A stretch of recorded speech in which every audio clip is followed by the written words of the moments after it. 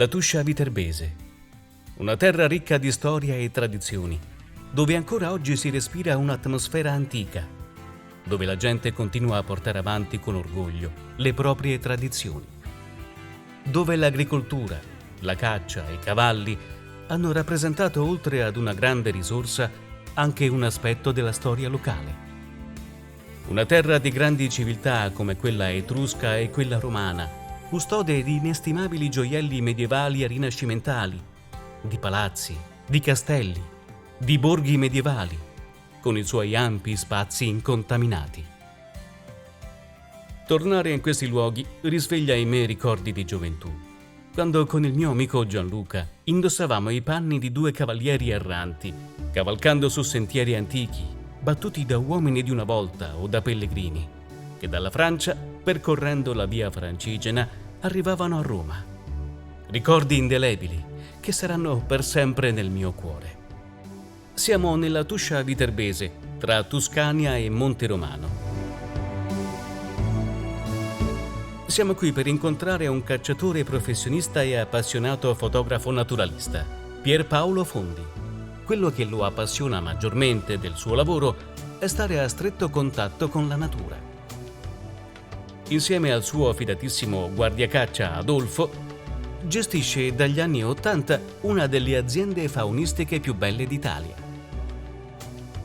Castel di Salce, 3.000 ettari di natura selvaggia, un habitat che è un vero paradiso per gli animali, sia per la grande che per la piccola selvaggina. Una possibilità per quei cacciatori che vogliono vivere un'esperienza unica in una natura selvaggia, anche se a pochi chilometri da una grande città come Roma.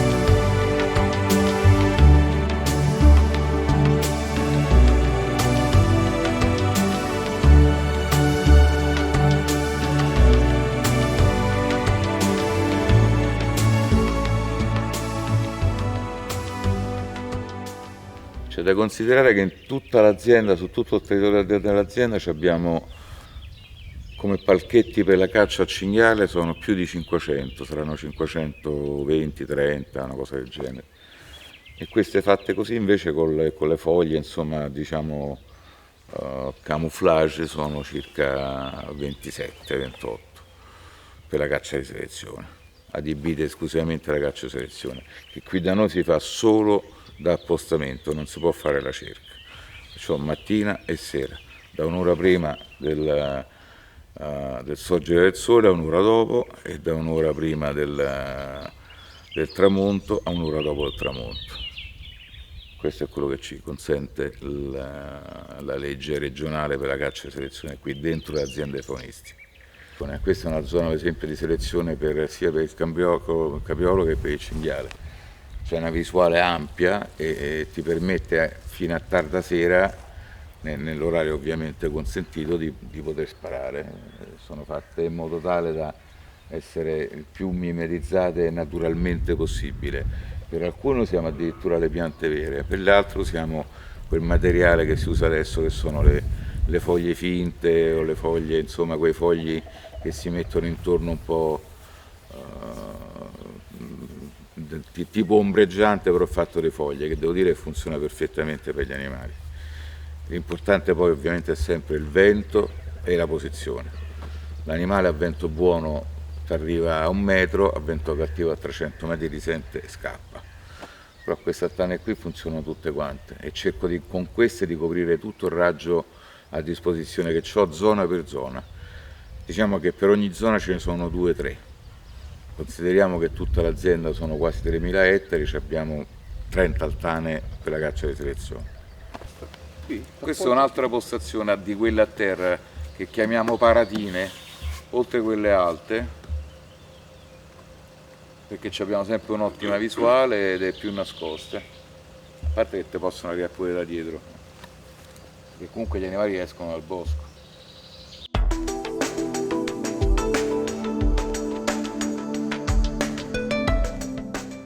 In un pomeriggio freddo e piovoso di giugno sono stato invitato da Pierpaolo a partecipare ad una uscita per una battuta di caccia di selezione al capriolo maschio. Io conoscevo già sia Pierpaolo che la sua azienda. Tante volte sono venuto con la mia telecamera per filmare insieme al mio amico Mauro Riga, produttore della serie Andiamo a caccia con Bruno Modugno, le bellissime battute al cinghiale che Pierpaolo organizza durante l'inverno per i numerosi soci dell'azienda.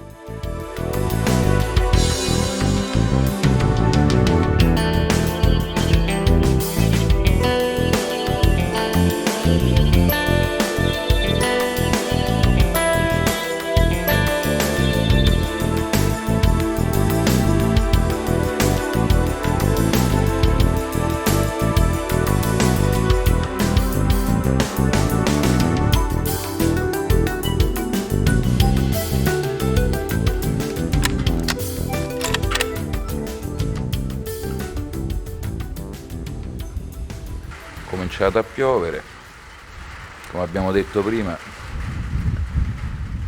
un giugno proprio totalmente autunnale, nuvoloni, vento, anche se il vento di scirocco, ma sta portando pioggia, che da una parte non posso far altro che di essere molto contento, perché abbiamo quantomeno le colture a perdere che abbiamo fatto noi, che sono importanti, che noi non abbiamo l'irrigazione, perciò dobbiamo pregare solo che piova. Sono 2 fine settimana che alterna sole e acqua e ci sta dando un po' di risultati, almeno nella crescita.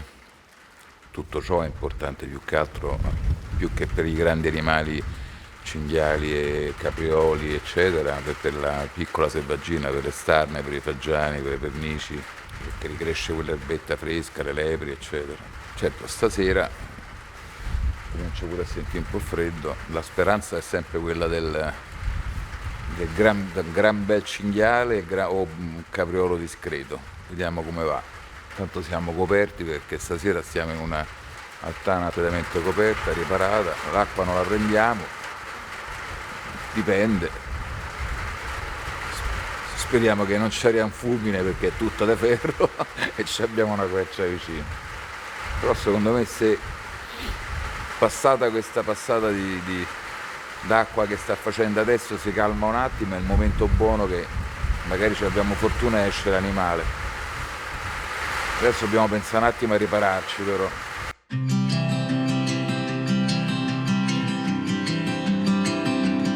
Una lepre mangiucchia davanti alla nostra altana.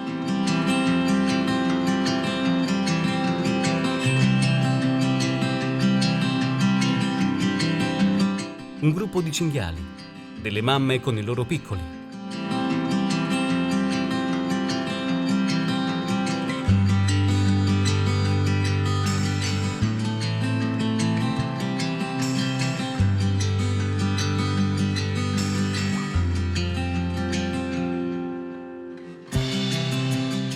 Un altro giovane maschio guardingo non si allontana dal bosco.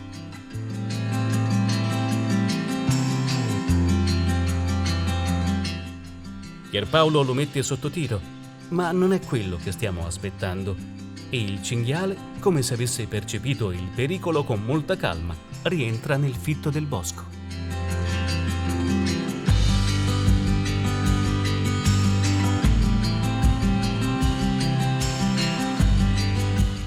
Gli animali sono nervosi. Udito e olfatto sono offuscati dal vento e dalla pioggia. La fame li spinge a correre dei rischi. Le matriarche stanno allerta, annusano continuamente l'aria e al primo segnale sospetto, via di corsa a rifugiarsi nel bosco.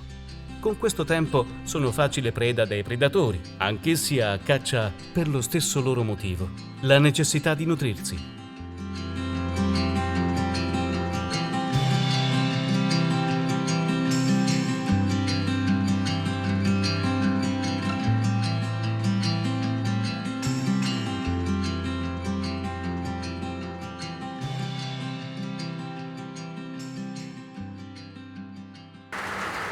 Malgrado l'acqua stanno continuando ad uscire branchetti di cinghiali da tutte le parti, perché sono tutti piccoli gruppi separati che vengono a mangiare. Ci sarebbe pure qualcosa da tirare, però sinceramente sto aspettando che esca qualcosa di più consistente, di più bello. Un bel maschio, una femmina asciutta che magari non ha piccoli. L'ultima speranza mia è il capriolo, insomma, che è la mia passione. Però se fra questi ce n'è qualcuno che reputo giusto da tirare, che è buono da selezione, ci proviamo. Purtroppo il problema è che non smette di piovere, malgrado ciò continuano a uscire, perciò ci conviene solo ancora aspettare, perché in fin dei conti è ancora presto.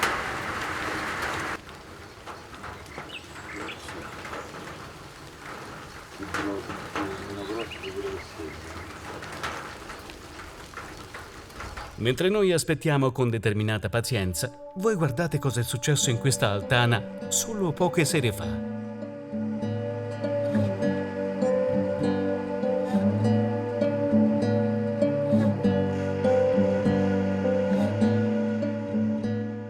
Adolfo gli ha segnalato un bel maschio di capriolo, proprio il capo che Pierpaolo sta cercando da inizio stagione. E spera che questa sia la volta giusta, ma per adesso l'unica cosa che è riuscito a vedere è solo una femmina e un maschio giovane che velocissimo ha attraversato la radura infilandosi nella vegetazione.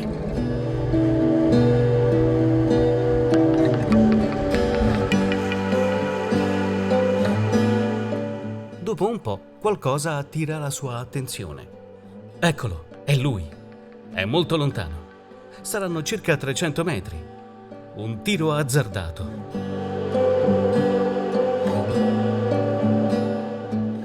Per Pierpaolo è un'occasione troppo ghiotta. Lo mette sotto tiro e aspetta. Potrebbe avvicinarsi.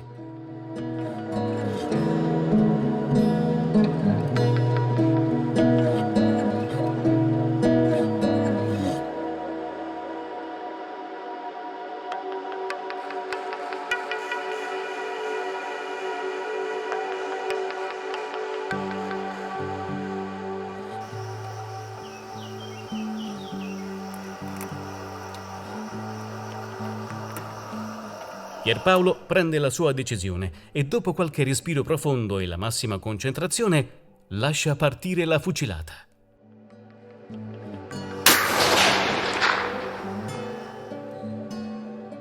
Colpo perfetto. L'animale è caduto sul posto, colpito a più di 300 metri. Un tiro davvero cecchino.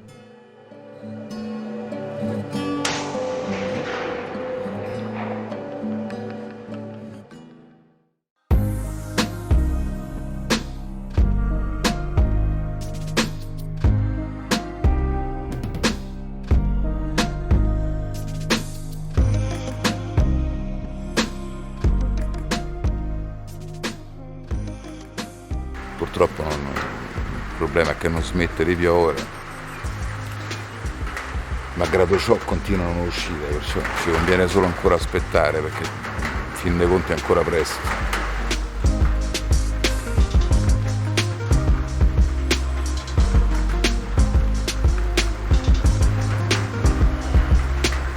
Se portiamo a casa le lepre?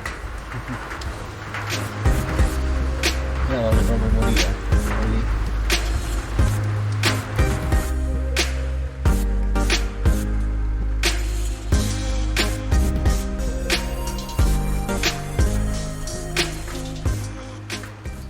Il gruppo di cinghiali alla nostra destra, guidato dalla matriarca, attraversa il campo di corsa come se qualcosa li avesse spaventati. Ecco cosa ha spaventato i cinghiali: una coppia di lupi in pieno giorno. Pierpaolo è consapevole che sono a caccia e sa anche che stanotte un piccolo di cinghiale o di capriolo saranno la loro cena.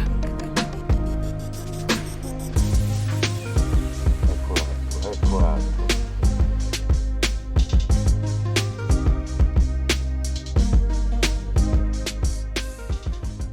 Sempre più spesso capita a chi lavora a stretto contatto con la natura come me o come Pierpaolo di avvistare questo splendido animale, anche simbolo di una natura selvaggia, ma anche tanto odiato dagli allevatori, loro eterni nemici.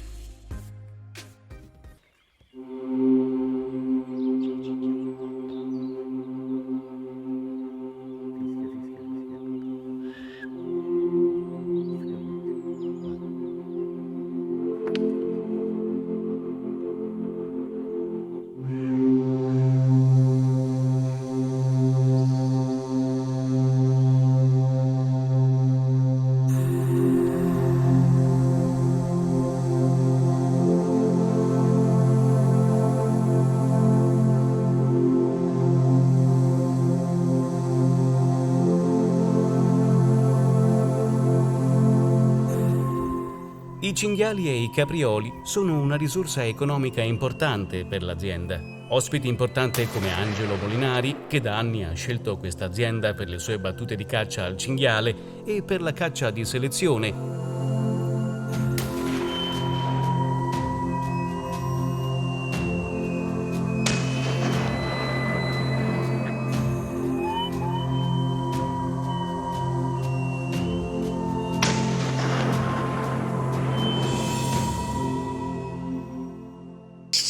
O come Giacomo, altro cliente e amico di Pierpaolo, eccellente cacciatore e ottimo tiratore, che ama sparare ad animali con trofei importanti.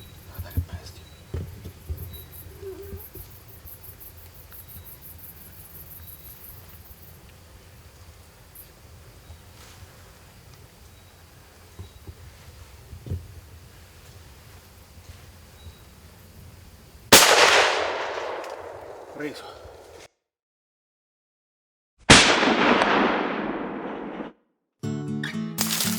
Vuoi una pila se vuoi prenderla? Poco sangue però. E poi penso che le dovrete trovare.